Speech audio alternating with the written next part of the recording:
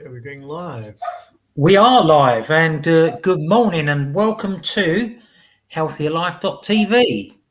Got it right this time. Anyway, so um, let's get straight into it today. But first of all, I'll introduce my co-presenter. Good morning, good afternoon, good evening, everybody. Warren Connolly here, coming to you from a very pleasant Central Europe. In Hungary. In Hungary, yes. So today's episode: are you badly affected by the winter depression? So, what is the winter depression, Warren? It's when the cold air and the warm air kind of meet together, and then No, not the weather depression.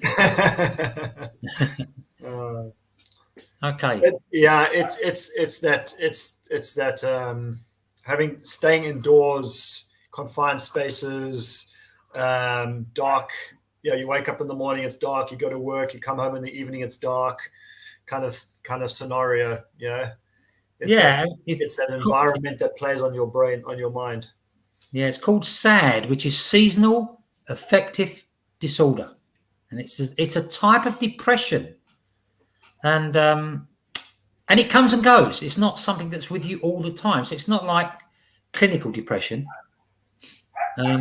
but it can. I suppose it can lead on to that if you allow it to. It's quite endemic in the UK. SAD. Yeah, it is, and yeah, that's all I'll say. I will never ever suffer from SAD.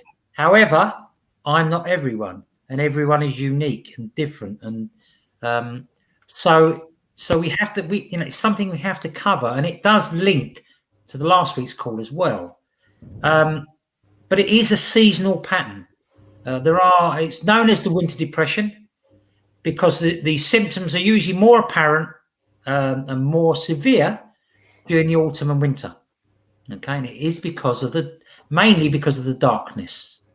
Okay, so few people with SAD may have symptoms during the summer and spring as well, but not during the winter.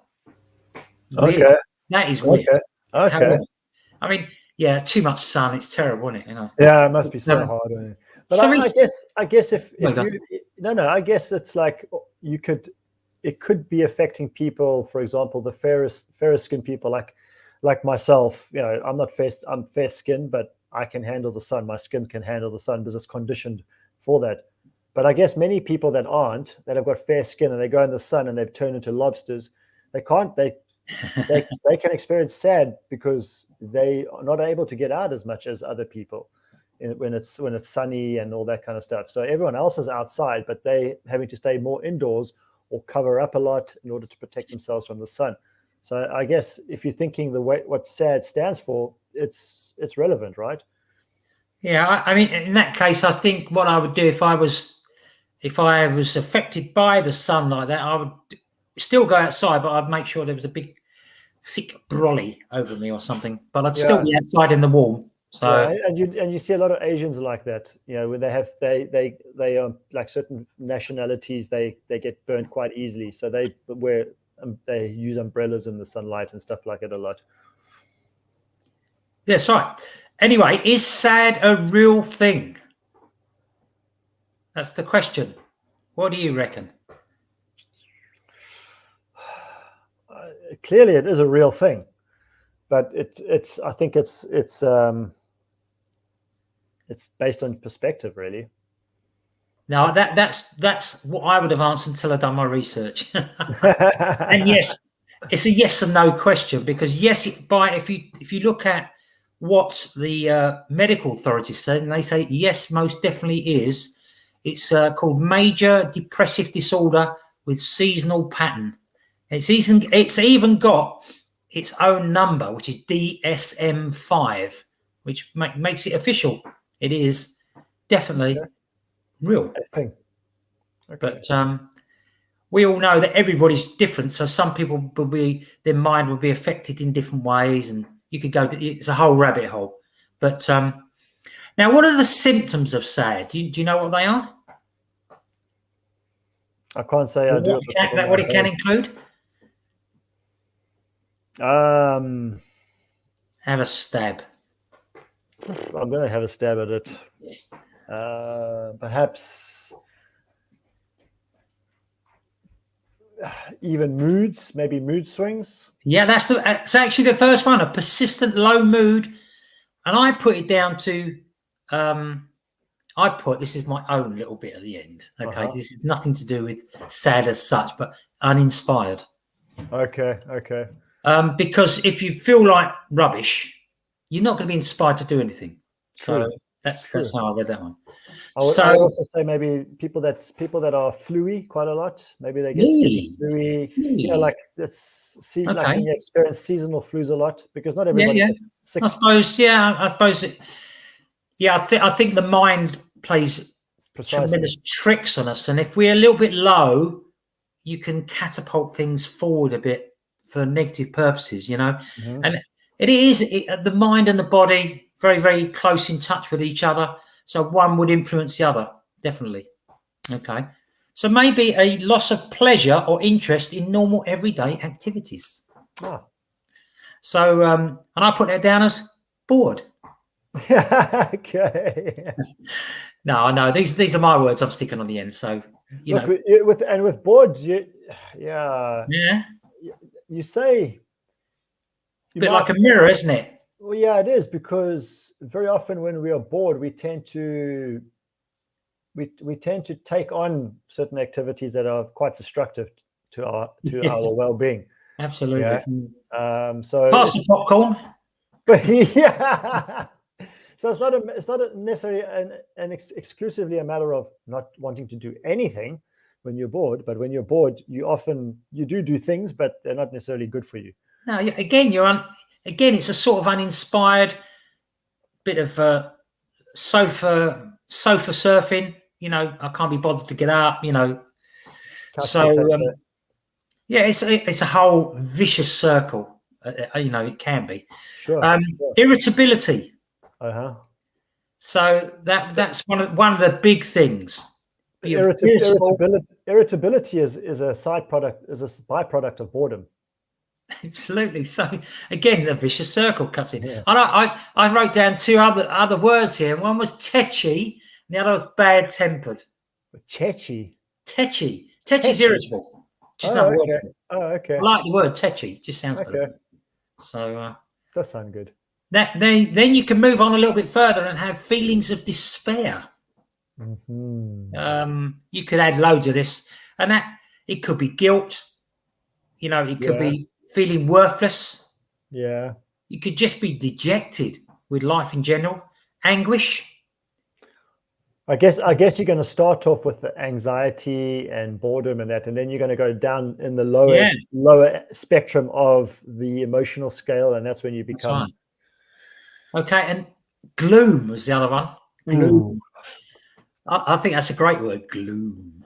Doom and gloom. And the other thing is, now we're talking more in terms of energy now, because feeling lethargic. Feeling lethargic, I put lacking energy, and sleepy during the day, inactive, sluggish, lifeless. You know, it's like all these words that I personally don't want to hear. Being I'm in nutrition, I suppose I do want to hear it because I'll have people to help. But what I'm saying is, for me personally, these words don't really exist too much. Except for sleepy in the day. I don't mind sleepy in the day. That's any excuse to have a sleep if it's. Hey, if you're having a 20 or 30 minute power nap, go for it. I always say that, you know. And I'd add to that and say, sorry, Paul, but I'd add to that and say, look, if you're feeling any of those symptoms, then go have a nap. Yeah. You know, if you're feeling gloom and doom and that mood swings and the depression, go have a sleep. Go sleep. Let the sleep help you to overcome that, and then you can wake up fresh. Yeah, I mean, the other thing is sleeping for longer than normal and finding it hard to get up in the morning. Okay. So that to me is maybe, again, a lack of inspiration. Maybe it's a bit of planning that you haven't done. You may be disorganized and your life is jumbled up. That's another way you can look at it. And you haven't got some clear-cut actions that you're going to take during that day. So, and the other thing is, and one of the big things is craving carbohydrates and gaining weight. They're the two things, and that's, it slaps as being, again, it goes back to disorganisation, even with your diet. Then it leads to other food problems. One of them could be gorging. If you go without, then you want to gorge. You try and not eat something because of how you feel.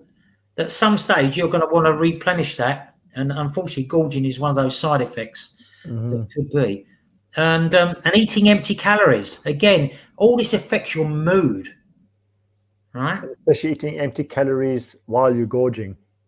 Yeah, absolutely. Now, some people have symptoms that are severe. Some people have symptoms that are less significant. But it will have a significant impact on your day-to-day activities, definitely. And there's other bits and pieces that go with it as well, that link up, and that's low self-esteem. True. How you feel about yourself and life in general. Yeah, if you're feeling 2 or more of those symptoms, you're going to have low levels of self-esteem. Oh, absolutely. If it's for prolonged periods of time. If it's a day thing, it's okay. Yeah. Being tearful is another one. Your life's not going well. Everything you touch turns to lead, horses, dung, whatever. Dung.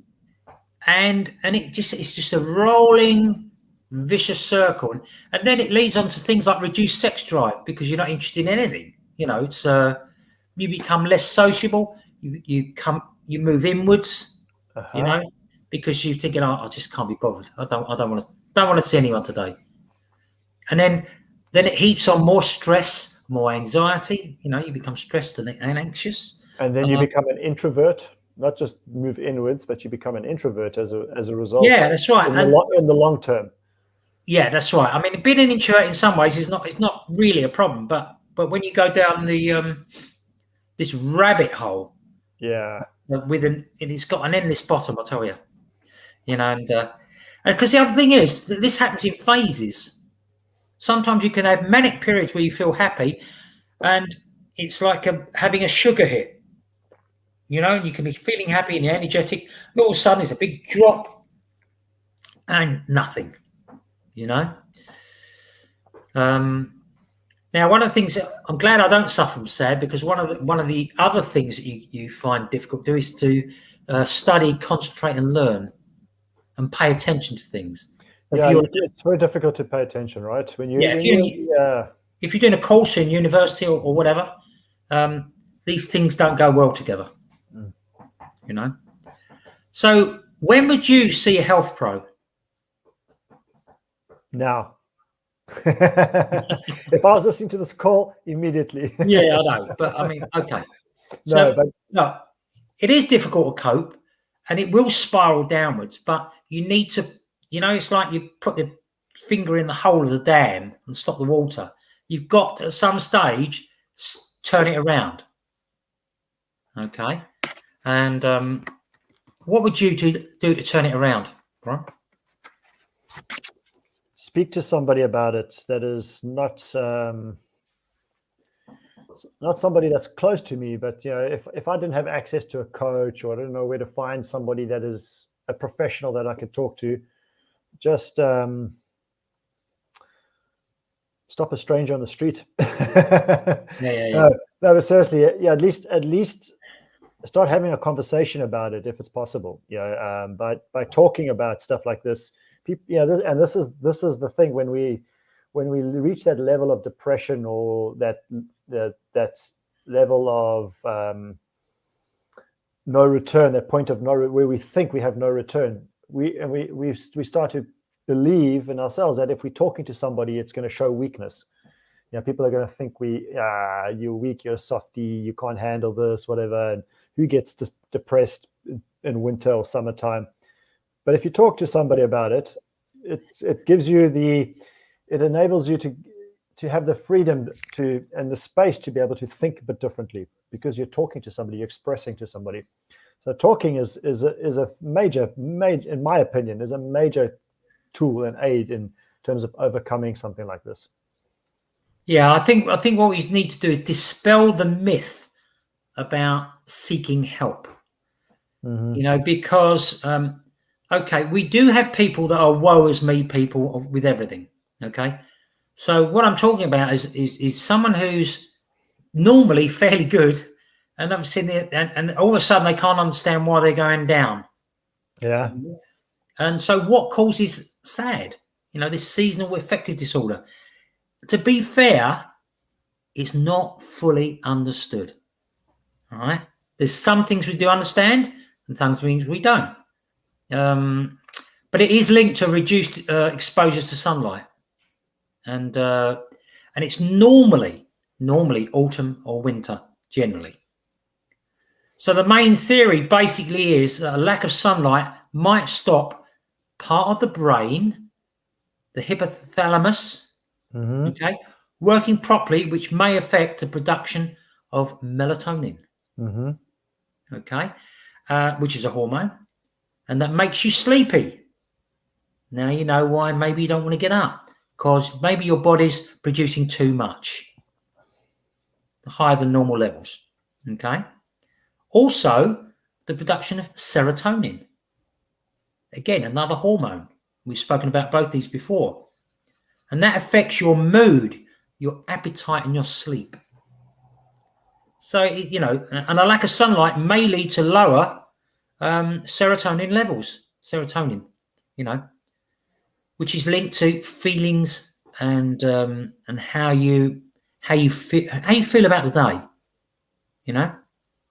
So, and it also affects your body's internal clock. Okay, because of the production of melatonin, which makes you sleep more. Yep. Your body's internal clock. My body's internal clock is pretty good, and it wakes me up at a reasonable time. Sometimes if I don't have to even put the alarm on, not exactly, and it's all down to the circadian rhythm. So all of this stuff impacts all that. Of course. Now, your body uses sunlight to time various important functions, like going to the loo and things like that. So sometimes when I wake up in the morning, it's because I want to go to the loo. So timings are very, very important, So the lower the light levels are during winter, it may disrupt your body clock. And that's something you have to get used to. And how's your body? But be careful. Be careful of also if you're having difficulties with your sleep, if you're sleeping for too long or too much. Sometimes it's because we get disturbed during our sleep. Yeah. And that could be something like having to go to the toilet or too much light sensitivity. If there's too much light coming into your room from outside, that can impact the quality of your sleep. So you want to try to make sure that your room is blackened out as best as possible. If that's not possible, put something over your eyes. I do that sometimes. My wife is a night owl, so when I go to bed, sometimes I put something over my face so that it completely blackens out, because Andrea will be in the bedroom. She'll be maybe watching something or on her computer doing some work or something like that. So I'll put something over my eyes to make sure I'm getting that quality sleep, because she could be up for 2-3 hours, and that's 2-3 hours that light sensitivity is disturbing my sleep. That's right. So that's one important factor. And then watch what you're drinking before you go to sleep as well. Don't try to stay, maybe drink. This is if you do experience difficulty with quality of sleep, because that is going to impact you if you are experiencing SAD. All right. So minimize the amount of liquids you're drinking before bedtime. So maybe have a glass of water or a cup of decaffeinated tea, some herbal tea or something like that, like half an hour before you go to bed. At the closest, the nearest to your bedtime. So don't drink too soon before bed, and try to go to the toilet before you go to bed as well. I know as we get older, Sometimes it's different. It's different. Sometimes it's very easy. Sometimes it's very difficult as you get older. But you want to make sure that you try to go to the toilet before you go to bed, and then that way, you're not necessarily getting woken up in the early morning, because you may not think it's affecting your sleep, but it does affect your sleep. Oh, most definitely. Yeah, most definitely. So, is it possible that some people are more vulnerable to SAD as a result of their genes? And I don't mean Levi's. I think that's a loaded question, right? It is. No, it's yes. The answer is yes. Yeah, yes. Yeah. Some cases appear to run in families as well. Mm-hmm. So, so it's not all your fault. So maybe. But in saying that, sorry, Paul, but in saying that, if again, we are responsible for absolutely, the outcome, right? So even if it isn't our genes, you can still do something about it. Yeah, I mean, look, the bottom line is that you see lots of diabetics and things like that. They cope with life because they discipline themselves to do certain things, and you can discipline yourself to help tremendously with SAD. Mm-hmm. In fact, I would say with our help, you might be able to eliminate it. Yes. No promises, but if you suffer from it and you need help, you can speak to us too. All right, and or one of us. It doesn't have to be both of us. Yeah, not the same time. Sorry, either or. Okay. So, what treatment? Do you know what treatments are available? Sunlight. Yeah, no treatment. Now we know that, but one treatments from a health pro. What would? Yeah, okay. In fact, what you said would have been the first one, but so we're talking about lifestyle measures. Yes, lifestyle measures. Some of the things we've already mentioned. Fun enough, we go back to this all the time, and that is exercising regularly. Okay, it's very hard to feel depressed when you're exercising on a consistent, regular basis. Yeah. I mean, I've never, even when I've been not in my best. That's all I'll say. It's very hard, it's very hard to be unhappy when you're walking, right, or running, or watching, or swimming, or something like that, horse riding, whatever it is that you want to do. It's very hard to feel cheesed off. Well, when you're cooped up in the dark, yeah, and I don't mean in bed, I mean cooped up, and it's drab and horrible. These things can build up on you. So if you're going to choose something to do in the wintertime, then do something, if it's possible at all, that will stimulate your brain in a different way. So maybe going to the gym and training in the gym is not stimulating for you mentally, because maybe you know how to go train. You just get on a treadmill and you go run, and it's not actually stimulating you per se mentally. Because by stimulating your brain, you're distracting your brain, or you're distracting your mind from focusing on what it is that's affecting you. So it's, because, and you see this with examples of depression in all areas. It could be an experience in your life that's caused you to face depression. It could be sad that is being the reason why you're depressed. But if you distract yourself mentally, then even if it's just for an hour, that gives your brain the freedom not to be thinking of what it is that's depressing you. So it's distracting you, and then that it just frees yourself up a little bit. Yeah, I think distraction definitely works. I look at it from a different point of view. When I was in the police, I used to distract people from thinking the way they're thinking and try and move their thoughts the other way. Right, and you can do it in theory, by clapping your hands. Yeah. And you don't do that, by the way. But what I'm saying is, it makes you jump up. Oh, what's that? And and then you've forgotten about what you're thinking about, and what you're worried about. What's the noise? Why is that? Why is someone clapping their hands? But the clapping of the hands is a distraction as well. It's absolutely. And there's actually a technique which I teach people sometimes. I didn't know that. See, that was just me thinking, you snap people out of something, Yeah, because it does. It snaps you out of it. But there's a technique that you can use, which I teach people, that helps them to overcome addictions or habits and things like that as well. So maybe we do that on another call. And one of them includes just slapping your hands together. Okay. The other thing we need to do is manage our stress levels. Okay. We're not going to go into that. I think, if you've listened to us for any length of time, you'll know we're talking about yoga, meditation, and different things like that. So we also have with a pro, and that's talking therapies. Okay. Now, one of those talking therapies is obvious because we talk to people all the time, and it could be just talking to someone else, literally just about anything. It could be counseling, or it could be something called CBT, right? Cognitive behavior therapy. So you'd have to go and see someone who knows what they're talking about. I've never done that, so I honestly wouldn't know.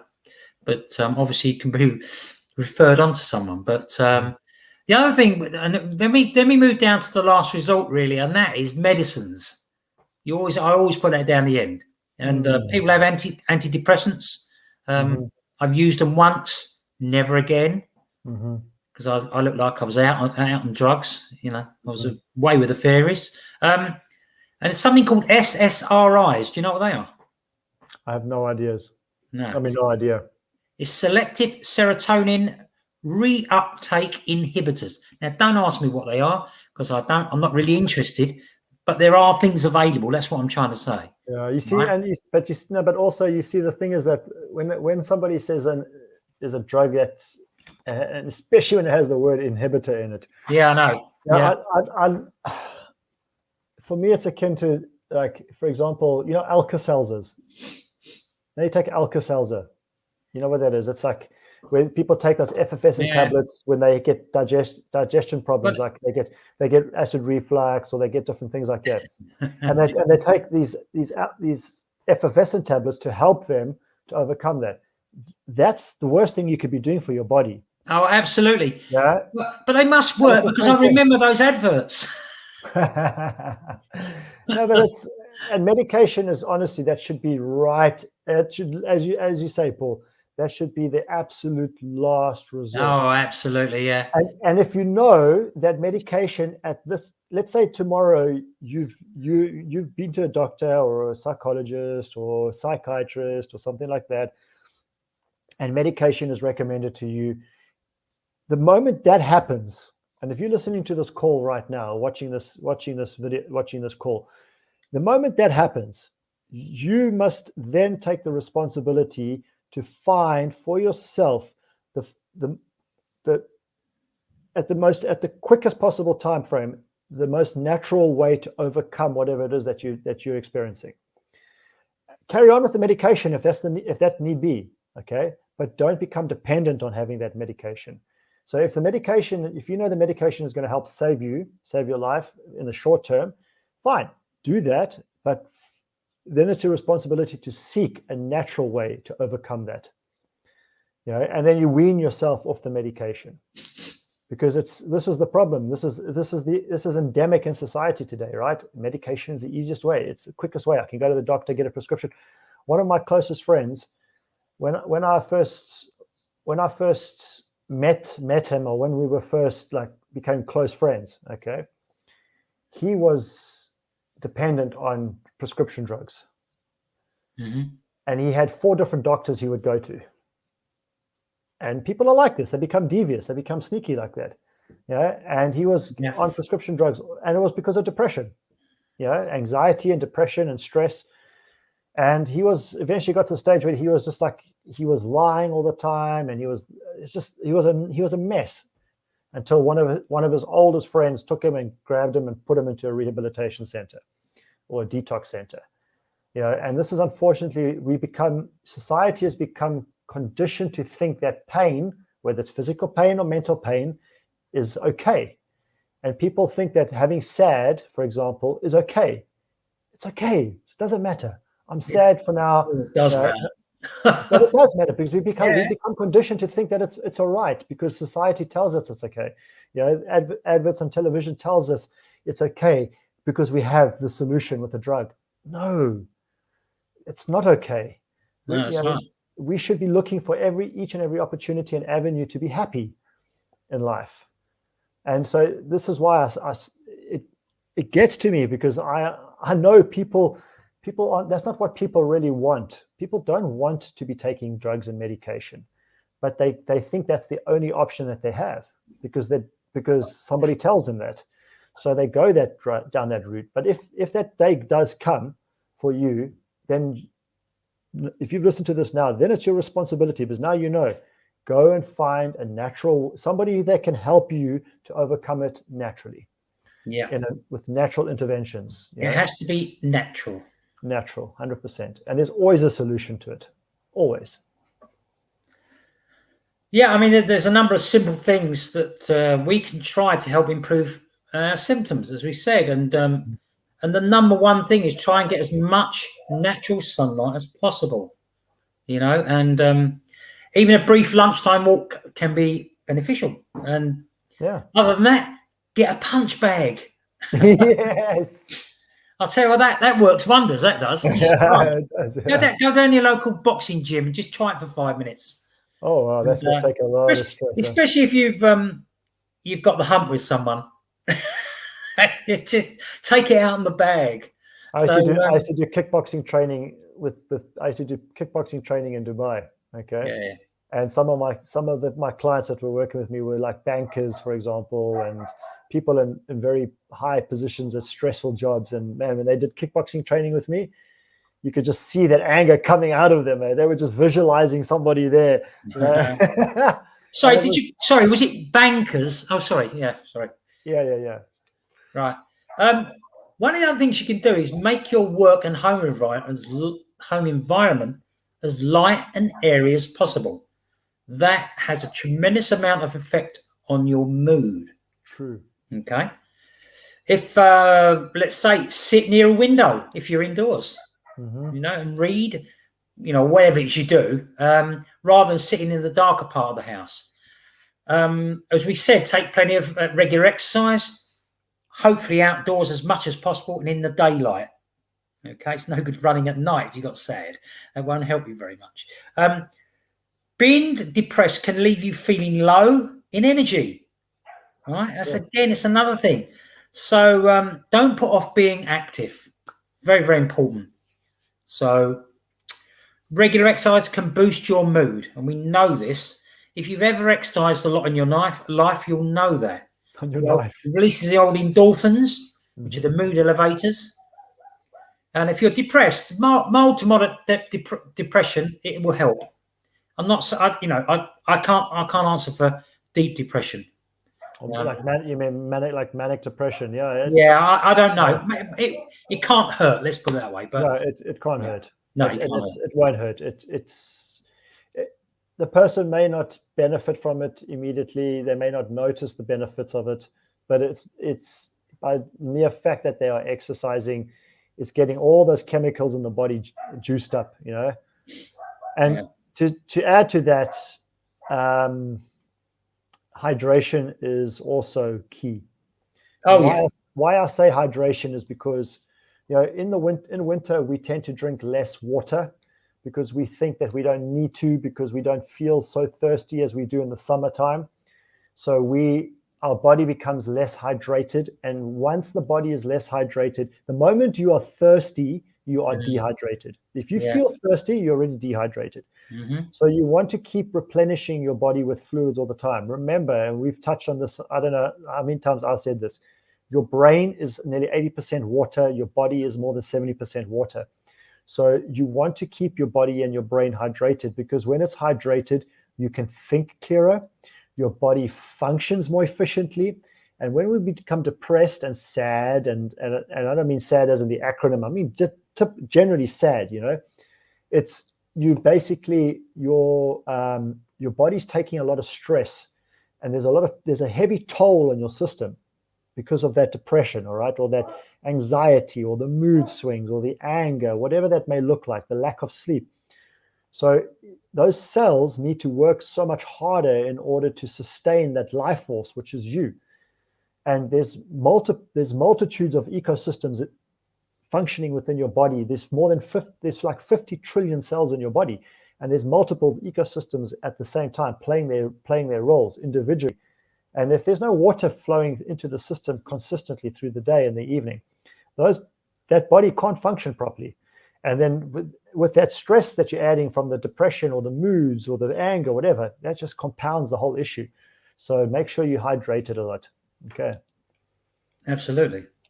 Remember, with exercise, it's useful as long as it suits you. Don't do something because someone else wants you to do it. You do it because it's fun and you enjoy doing it. And find something you like to do, and then do enough of it. Also, sometimes you say that, but that's thinking with a clear mind. Yeah. But if you're depressed, you don't want to do anything. No, I get that. I mean, yeah, you're right. I mean, look, sometimes it serves you to have somebody drag you to a tennis court or go do something physical and active. Well, all I can say is the only time I've suffered from some kind of depression was a marital thing, and I became a gym junkie. I've got to say, and I'll tell you, it did the trick. Mm-hmm. That's me. Didn't last forever. But I was going every day, and I really, really missed it if I didn't go every day, And the other thing was talking to people. But they're the things I did. But exercise has got to be something you enjoy, as I mentioned. Otherwise, it will be hard to motivate yourself to do it regularly. So, how often do you need to exercise in a week? Would you say, Warren?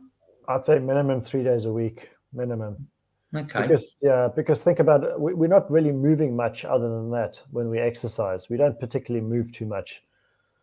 So minimum 3 days a week you need to exercise, and you don't need to exercise for 2-3 hours at a time unless you're cycling or something like that. But I mean, they said there's people have got different suggestions, but you are on the right lines. It's 3 days, yeah. But if you're doing about 150 minutes a week, you could be doing 5 days at 30 minutes. You could do 3 days at 50 minutes. Yeah. However, whatever. Now, and obviously, I say 3. Sorry, I say 3, Paul, because that keeps it consistent. Yeah. If you're doing 2 days a week, Monday, Wednesday, Friday, or something like that. It's more consistent that way. Yeah. And that's the key: is consistency. Otherwise, you just won't get into the habit of doing it. Well, because it's got to be a habit in your brain. It's got to be a habit that you're happy with and regular. So any exercise is better than none. Sure. Even a brisk 10-minute walk will do. And it helps. You can clear your mind, helps you relax. But you find an activity that you can do regularly, that you want to do. And then the last few things that we need to do is eat healthily, nutritious, balanced diet, as we always talk about. And that goes hand in hand with the hydration you mentioned, Warren. And if possible, this is the cream on top of it, is if possible, avoid stressful situations and take steps to manage the stress you already have. All right, and if you can avoid it, avoid stressful people, as well. So that's and here's a good example for you. If people are commuting to work, leave half an hour earlier than you normally would, or even 20 minutes earlier than you normally would, so that you don't hit the traffic. Because if you're not in a good space mentally, and you get sit in traffic, unless you have something to keep you mentally occupied, like you studying, you listen to an audio book, or you listen to something that's enriching you. Unless you have that can keep your mind occupied while you're sitting in that traffic, leave earlier so that you can bypass that traffic if possible. So you're not rushing or feeling stressed to get to work. You want it to be as easy as possible. Yeah, I did. I left. Funny enough, I drove to Heathrow yesterday, which is about 70 miles away, and I left at 3:30. Didn't start at 7:30, and I got there about just after 4:30. And there was no traffic, and I went. So I had 2.5, 3 hours before the event. So I just sat there and read and drank water and things like that, and So when it came to the meeting and that, it was cool. It was just cool. It was just there was no stress from driving up there or anything. It was great. No rushing. No. Now, Rosie's put, there is so much depression in the Western world. Watching programs on tribe environments and societies where life, in a basic way of describing have a simplistic way of living, depression doesn't seem to be known. SAD is definitely real, and being pushed into the fresh air is so important. Natural remedies of vitamin D are really important. Thanks for discussing this. I suffer from SAD and have found a way of dealing with it. Well, thanks for that, Rosie. I want to just add to what Rosie said with this here is that, you know, when Rosie talks about tribe environments and societies in life, you know, where people practice the old way of living, so to speak. You have, because there you have this community structure of this support structure. And very often in these older communities or these older societies as such, or not older, I don't mean older, but I mean societies where they practice older ways of living, you have a lot of support from elders. And elders tend to always have a calming, therapeutic, cathartic influence on younger people, all right, when you're in that environment with them on a regular basis. And this is something that there's quite a few organizations, there's quite a few studies that are going into this, and there's quite a few think tanks that are trying to figure out a way in which society in general can go back to that place where we had communals, you know, like where societies govern themselves. And I bring this up the reason why I bring this up is because a lot of this SAD scenario, okay, is because of the world we live in, the Western world that we live in. You know, there's so much pressure that's put on us by people that are putting laws and conditions and limitations and stipulations upon us that have absolutely no idea what it's like to live on the ground. All right, they live in an elevated world. They live in a world that's far removed from the average person on the street. So there are think tanks and organizations that are trying to figure out a way to bring society back where communities are governing themselves. And when you have communities that govern themselves, they depend on the older generation. They depend on those wiser, sage, you know, individuals that can bring a bit of a semblance of logic, semblance of old, you know, old like examples of what works and what doesn't work, because they are on the ground with the average person that is experiencing what is going on. Do you understand what I'm saying? Oh, absolutely, yeah. So yeah, this is something that I'm looking forward to seeing develop further as we move forward, because the more these think tanks can come up with possible solutions like this, the more viable it becomes for us to start practicing it. And if, all the answers I could be part of that, I would. Yeah, all the answers are out there. No, there are all the answers. And I think the answers are more simpler than people give them credit. Oh yes. You know, so there's some great things back in the 60s and that. There were great things that people did, but obviously a lot that needed improving. But there was a fantastic feeling, just general feeling about the place. Yes. You know, and that's gone. So we need to improve that. You're right, absolutely 100% there. Anyway, thanks, Rosie, for that comment. And I think we've just about squeezed every juice out of this. So going back to what we said, if you are suffering from SAD, okay, we can help. We can't promise results. Nobody can do that, okay? But we can help. And we have a three-pronged attack for this. And we'll discuss it with you if you're interested. Give us a share. I know you like the word attack, but for me, it's okay. Probably not the best word, but we'll ease you into a 1, 2, 3 step thing that is very simple. A three-pronged is cool, but for me, it's more about, like you say, it's steps. So it's a 3-step process, or at least a 3-pronged approach, and where Paul and I can guide you in that way so that it's suited for you specifically as an individual. It's not a one-size-fits-all scenario. It's specific to who you are. Absolutely. So, All right. So, yeah, fantastic. Well done, Warren. And we're done for today. So well done, Rosie. What a fantastic comment. Thank you. Yeah, absolutely. So show the love, please, if you can. Share and comment and things like that so that we can speak to you, and have a fantastic rest of the week. If you need us, shout. So with that, have a great week. See you later. Arrivederci. See you later. Bye.